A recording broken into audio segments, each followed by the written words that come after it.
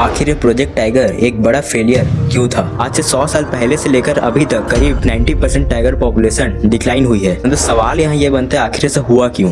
इसी को देखते हुए साल 1973 को प्रोजेक्ट टाइगर इंट्रोड्यूस किया गया। इंडिया में टाइगर को विलुप्त होने से बचाने के लिए पहला इनिशिएटिव मूवमेंट था, जिसका केवल एक ही गोल था कि किस तरह टाइगर को प्रोटेक्ट किया जाए और उन्हें विलुप्त होने से बचाया जाए। इसके लिए भारत में कई जगह रिजर्व कर दी गई, नेशनल पार्क्स बनाए गए और वाइल्ड लाइफ सेंचुरी बनाए गए, और ये भी ध्यान रखा गया कि कोई उनका हंट ना कर सके। लेकिन इतने एफर्ट लगाने के बावजूद भी, 1100 करोड़ इन्वेस्ट करने के बावजूद भी 20% टाइगर पॉपुलेशन डिक्लाइन हुई है। यदि हम लोग हिस्ट्री में हुई इंसिडेंट के बारे में बात करें तो सबसे पहला कारण है हंटिंग। ब्रिटिश के द्वारा फॉरेस्ट लॉ लगाए जाने के कारण विलेजर्स अब जंगल में एंटर नहीं कर सकते थे, और जिनका गुजारा हंटिंग से होता था या फिर जानवरों को मार के होता था, अब वे अब जंगल में एंटर नहीं कर सकते थे, जो कि अच्छी बात है, जिससे जानवरों का हंटिंग रुक जाएगा। लेकिन दूसरी ओर ये big game become a sport बन गया। अब उन जानवरों को केवल राजा महाराजाओं के परिवार केवल मार सकते थे, और दूसरी तरफ ब्रिटिश बोलते थे कि इन जानवरों को मार देना चाहिए क्योंकि ये हमारे लिए खतरनाक है। यदि हम लोग जानवरों को मार दे तो हम लोग इंडिया को सिविलाइज कर सकते हैं। कि उस समय होता ये था कि जानवरों को मारना